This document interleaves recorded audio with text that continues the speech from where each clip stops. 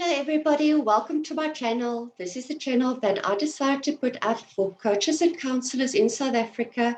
Here we're going to give you tools on how to start and market your own successful private practice in South Africa. And we're going to talk to various people, private practitioners, coaches, counselors. We're going to talk to service providers. But before we get to that, I just want to let you know about my book. It is called Your Journey Begins Now. Start and market your own successful private practice in South Africa. And I hope that you find it interesting. It is filled with information. It is interesting. It is easy to read. It's easy to understand. It is filled with practical examples and activities that you can follow. And yes, I hope that it actually makes a big difference in what you do and the service that you provide to your clients. Well, today we're going to talk to Jacques Myburg. He is from SA Coaching News. Not only is he a successful coach, but he also is the publisher for CoachingNews.Africa. I have read some of the articles. I've looked through the news publication, and it is really interesting, not only for coaches, but also for counselors as well. It is definitely something that you have to look out for. I'll speak to you later when Jacques joins us. Thank you. There we go. Welcome back, everybody. As I mentioned earlier on, Jacques Myburg from SA Coaching News is with us today. Jacques, thank you so much for joining us and for being willing to help some coaches and counselors out there with your bundle of knowledge that you have. I know that you're a publisher for CoachingNews.Africa. Can you tell us a little bit more about that? Morning, Anna. Thank you for this opportunity. Yes, CoachingNews.Africa. Originally, I started it as SA Coaching News.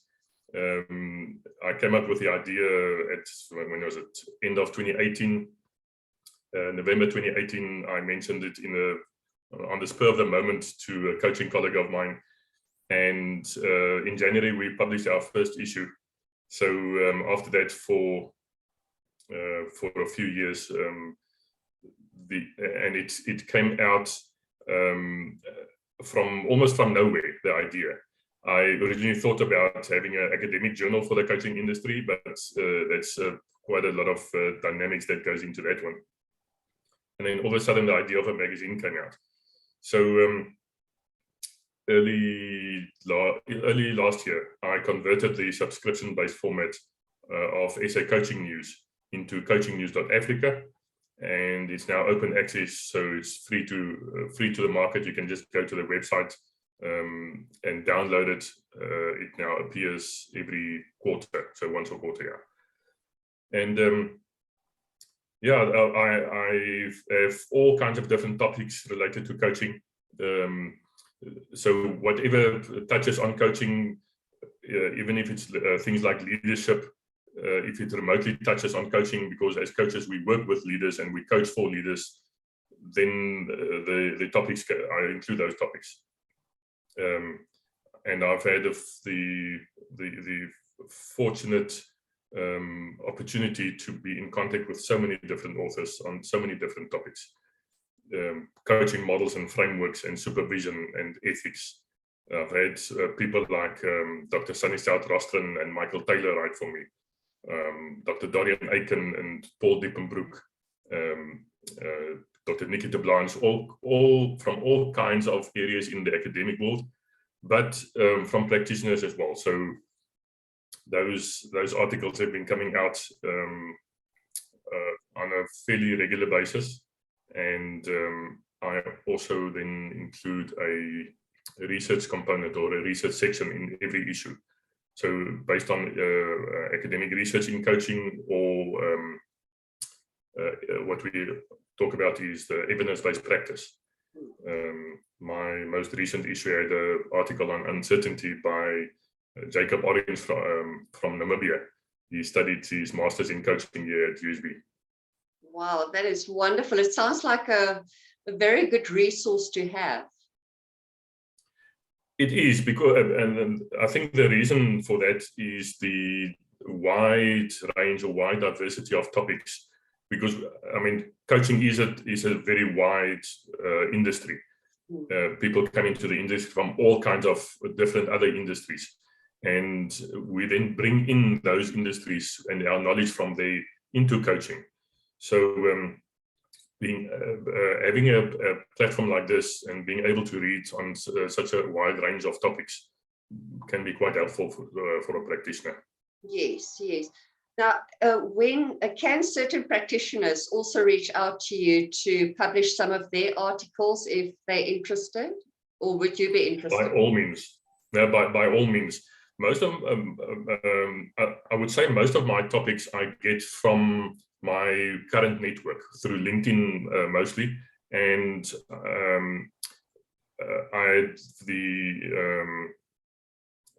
I've been quite active in the South African coaching industry, so I connect with a lot of practitioners. But if you have any article on your mind, contact me via my website. There's a space where you can submit a short summary or even a draft article, and then I will come and get into contact with you, and we can discuss the specific article. And as long as it's directly or indirectly related to coaching. So if it's, let's say, coaching tools, by all means. If it's things like supervision and coaching, or leadership development, coaching psychology, positive psychology, those kind of topics, I will always interested in that. And why I'm glad that you asked this question, Anna, is with a publication like this, the big challenge is always finding topics and finding articles. Not so much topics, but content. So I've pitched the magazine sort of halfway between blogs and an academic journal. Because blogs, if it goes wrong, it can too easily serve the marketers' marketing practices, where an academic journal caters for such a small readership like academics and postgraduate students and your practitioner researchers. So with CoachingNews.Africa, I'm somewhere in the middle, leaning slightly towards a more formal style, but you don't have to write an academic article. It can be just from your heart, as long as the readership gains something from it, information, knowledge, a case study maybe from your own experience. So yeah, most welcome to contact me. Oh, that is absolutely wonderful. I'm sure after this you'll get a lot more input from coaches. Will you also be looking at counsellors, or is it only meant for coaches? So the specific market that I am targeting is the coaching industry and coaching profession. But there are a lot of other practitioners that use coaching and can benefit from the coaching environment. So certainly counseling, definitely, because it's such a close relationship, or closely connected with coaching. Mentoring, certainly, as well. So if you're in the mentoring industry, by all means, some of the coaching concepts certainly overlaps with mentoring, counseling, and of course psychology. So if you're a practicing psychologist and you've been coaching or coaching psychologists, it has a very deep connection in that whole environment. Yeah, no, definitely. When I got into this industry, I mean, the two are so closely linked, and you use tools from the one into the other. And because I'm a coach as well as a counselor, it's so interlinked. I use all the tools from the two different ones, and I mesh it into one, so that my clients actually get a combination of the two, which actually works out perfectly. It works out well for them. I've seen even with people in the industry and in my own practice, where I'm busy consulting and giving advice, and then how often I turn it into a coaching approach, or vice versa. I'm busy coaching and I realize that they need consulting here, and with their permission, you change ads. So the tools that we use in coaching is not only for coaching, it goes much wider than just coaching. Yes, no, definitely. Talking about your coaching experience, how did you get into coaching and what type of studies did you do? So I spent about 25 years in the IT industry before I got involved in coaching.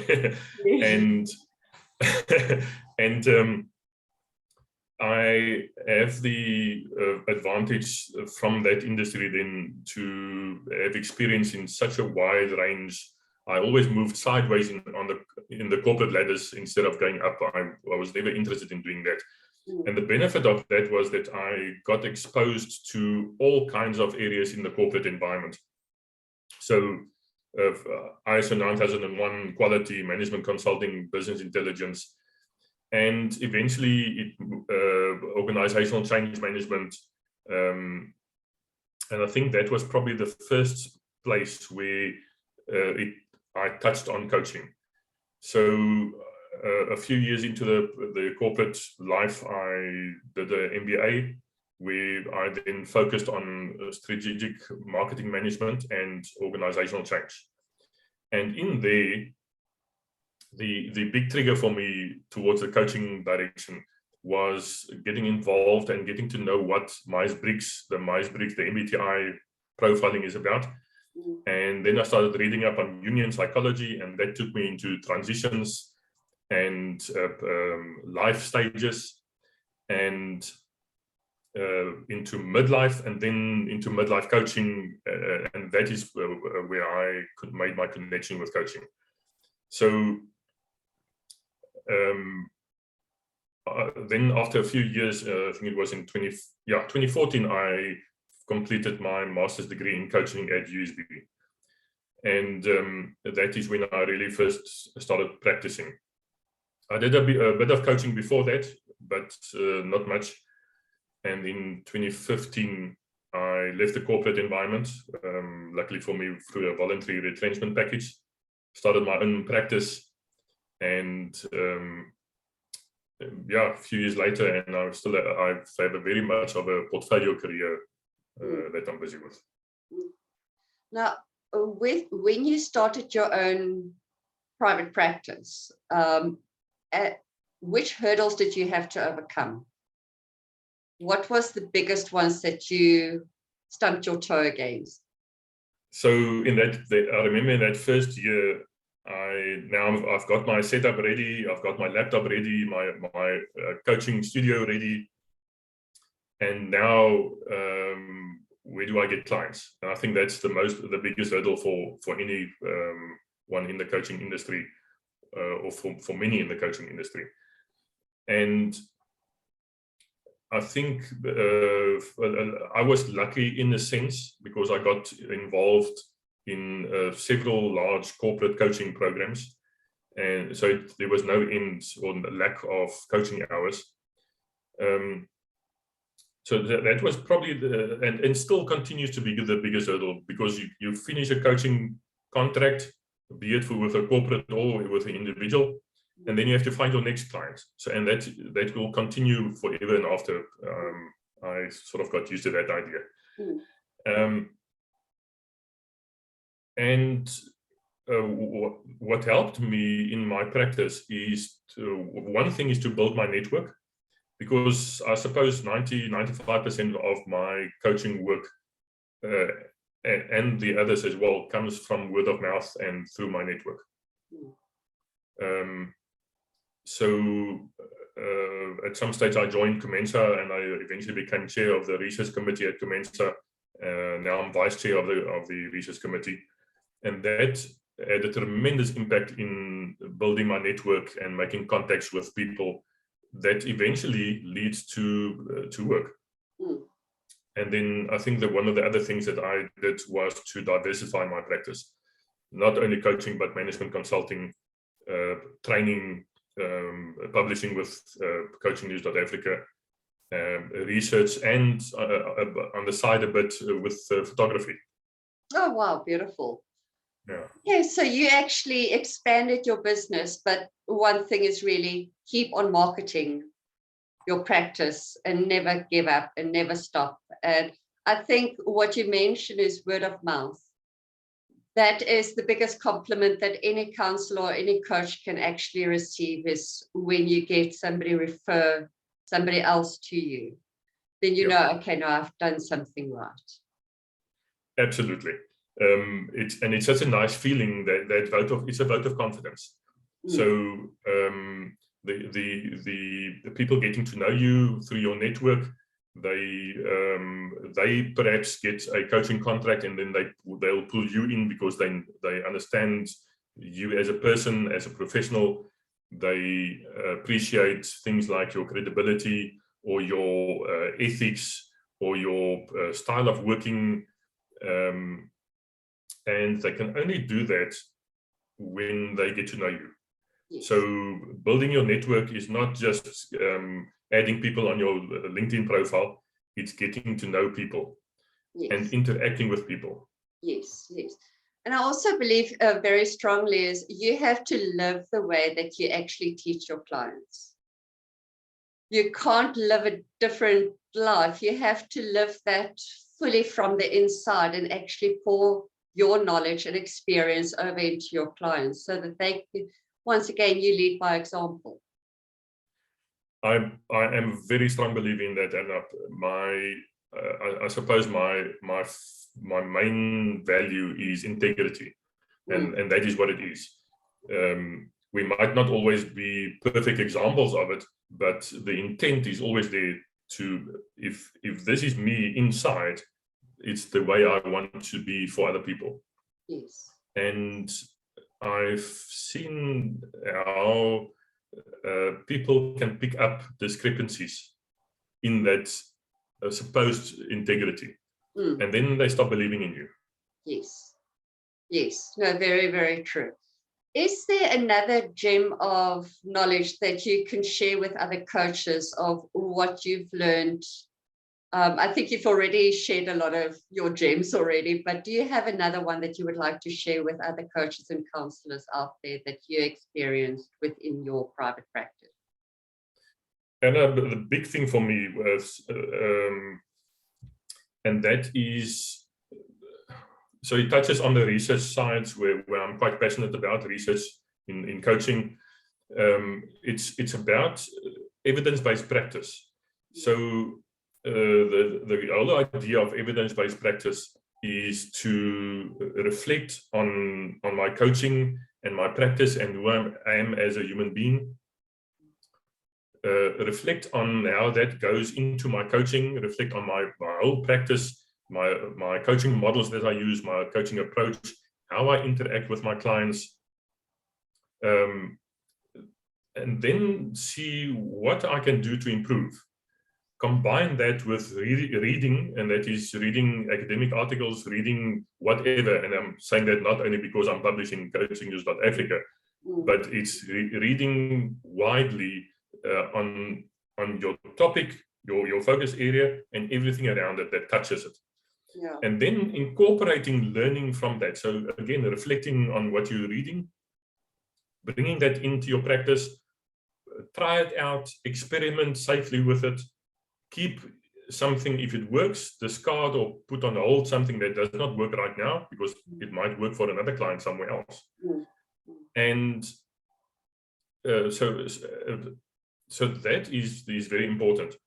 But now, if you listen to what I say, the main component around that is reflective practice. Yes. It's one of the most important tools, if not the most important, that we have as coaches. Yes. And combining that with evidence-based practice will make you invincible. Yeah, no, absolutely. And keep on learning. And keep on reading. Oh, absolutely. No, I love that. Thank you so much. Now, you mentioned, is it Comensa earlier on? And is that the only registering council in South Africa, or are there more? So Comensa is probably the largest and the most active, would like to say. There are others as well, like ICF, and a couple of other smaller ones from mostly European origin. The Association for Coaches, the World Association for Business Coaching, the European Mentoring and Coaching Council, and a few smaller ones. Comensa in South Africa is the only one. No, there are two. There are two organizations, Comensa and another one that focus also on management consultants. But from a Comensa perspective, Comensa is registered with SAQA as a non-statutory or self-regulating professional body. We have several of these self-regulating professional bodies in South Africa, and with Comensa, there are about 1,200 members, and I think just over 500 student members. Wow! So it's fairly big. ICF, on my last count, I think that was in December, had about 500 members in South Africa. So also quite a big one.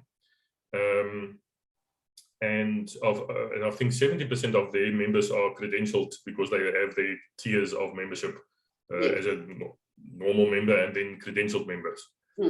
So what I want to say on this one, Anna, is that it's not good enough anymore just to be a member of a body like this.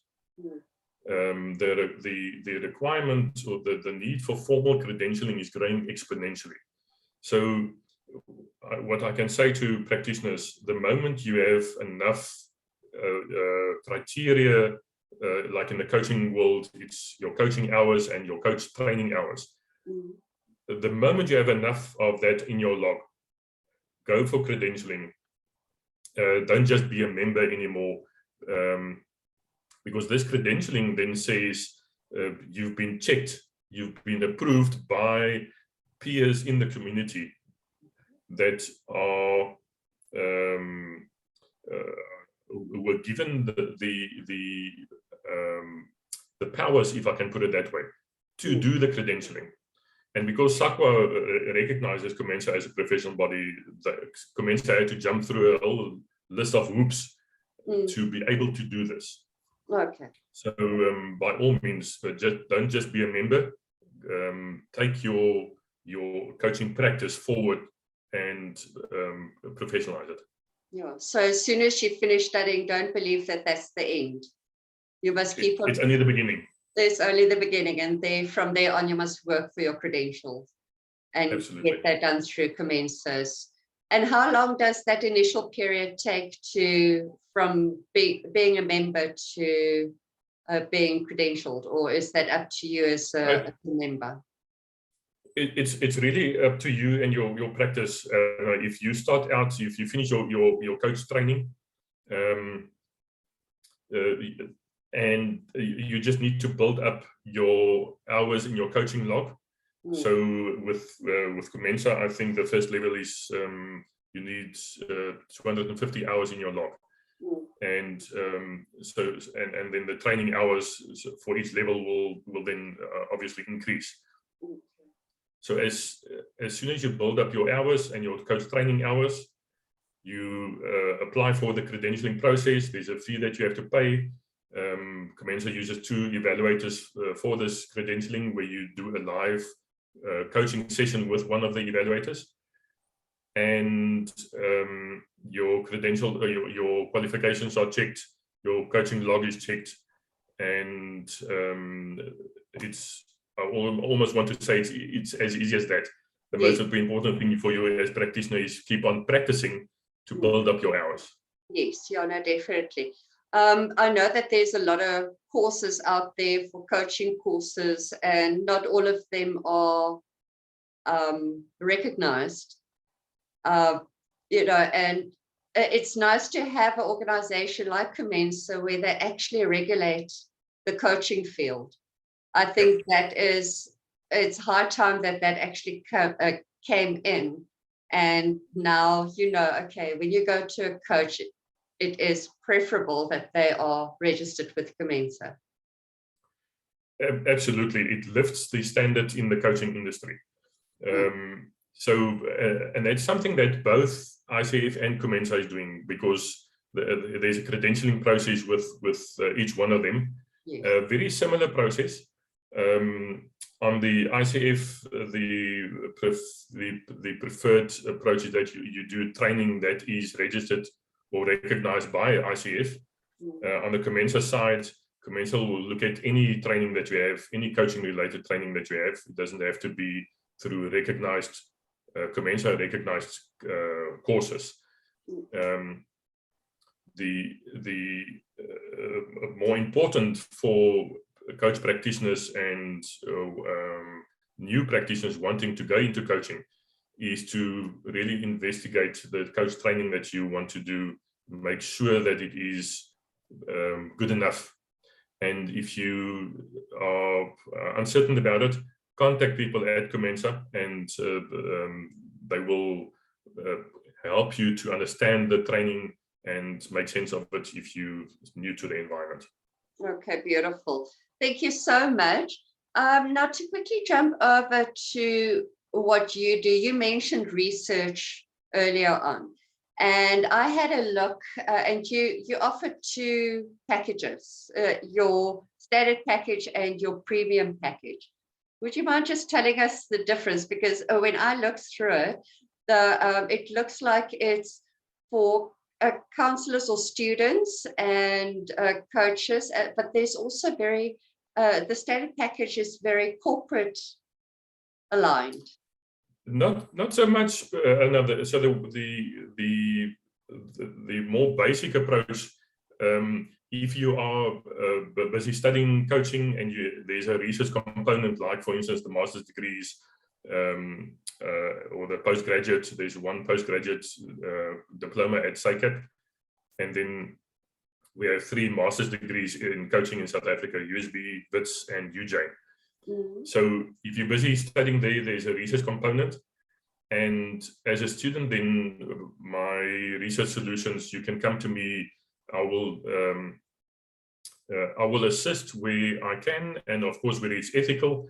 So if you need to do a literature review, it's sometimes a bit difficult to get hold of reading material and where to go and look. So I've been in the business for quite a while now. So you can come to me and I will go and find the academic literature and market literature on the topic that you are interested in. And it's not only for students, but if you're a practitioner and you want to do your own practitioner researching in the topic that you perhaps want to build your coaching approach on, outsource it. I will go and find reading material. And if you want to, I can even then read through all of that and give you an extensive report so that you don't have to spend the time for yourself. The second part to that one is surveys.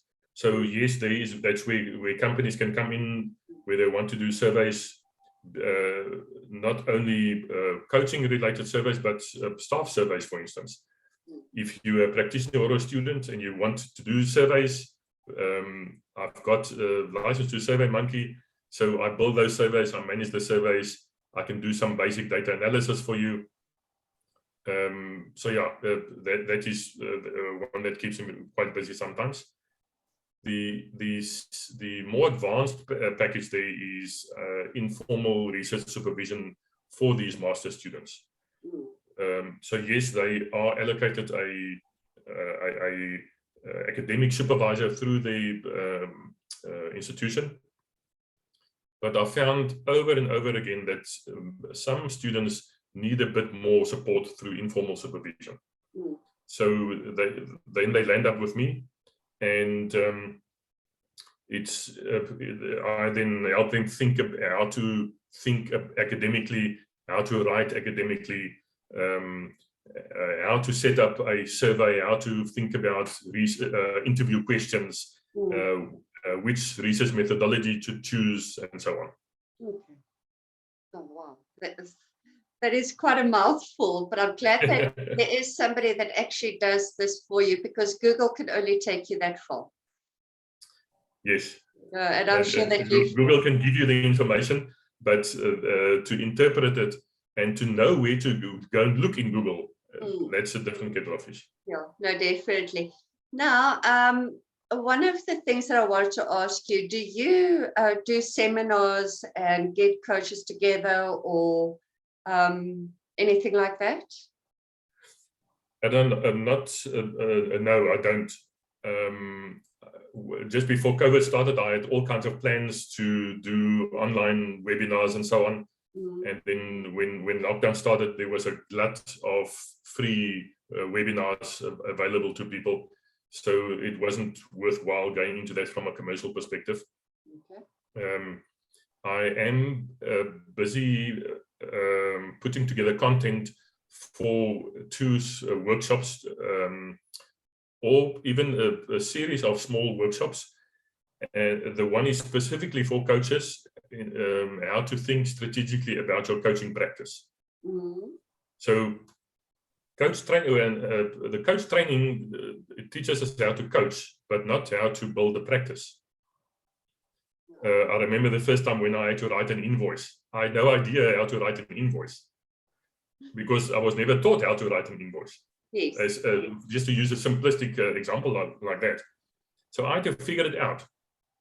So, and now I'm not even talking about the strategic aspects of running a small sole proprietor one-man show.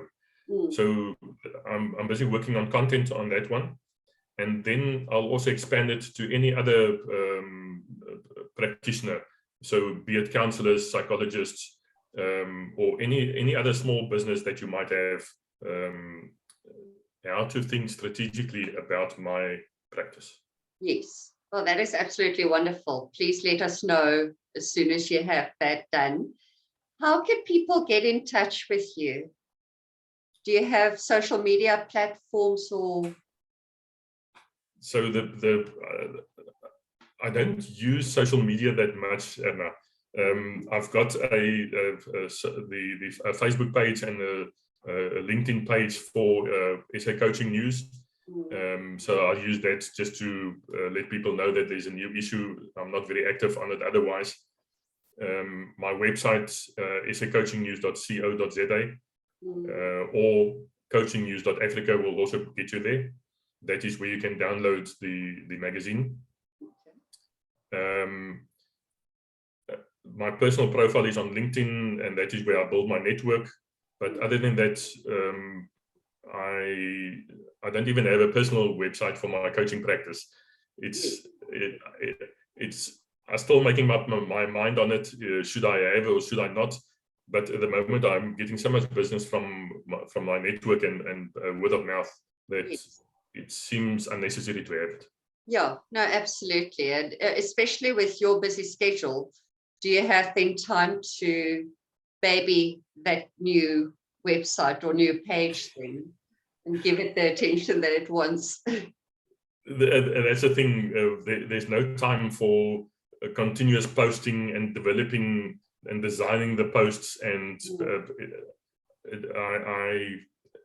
that's the benefit of having a portfolio career. If coaching work drops, consulting is there, or research is there, or training is there. So I'm busy all the time. Okay. Just lastly, but we are going to put all the links that you just mentioned. We are going to put it underneath this video. Are there anything, or is there anything else that you would like to share with coaches and counselors here in South Africa that can help them with their journey? I suppose I just want to reiterate the 2 things that I said. Credential as soon as you can. That does not only lift your own practice, but it lifts the coaching in South Africa. And then keep on reading and reflecting. Yes. Yes. Thank you so much for being such a positive influence on everybody, and especially on the impact that you made today. It is absolutely wonderful to listen to you and to hear your knowledge and your passion for what you do. A lot of people, and I know I've heard this so many times, a lot of coaches and counselors, they go into their practices or they go into their studies to fix themselves.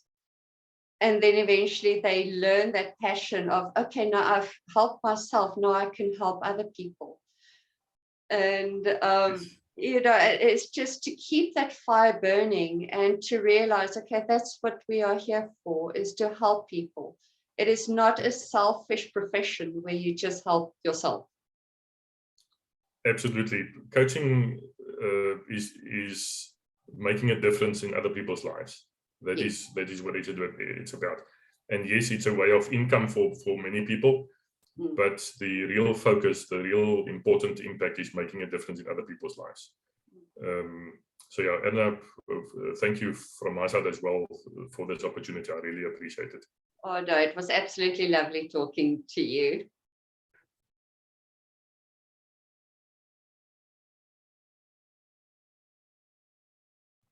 Wow, what an absolute gem.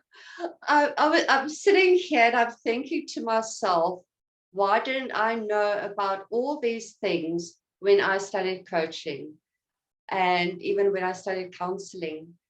Jacques Myburg is a fountain of knowledge. Listen to him, go through the video, take notes, and make the best of what you heard and what you learned, and go and grow your business, go and grow your private practice.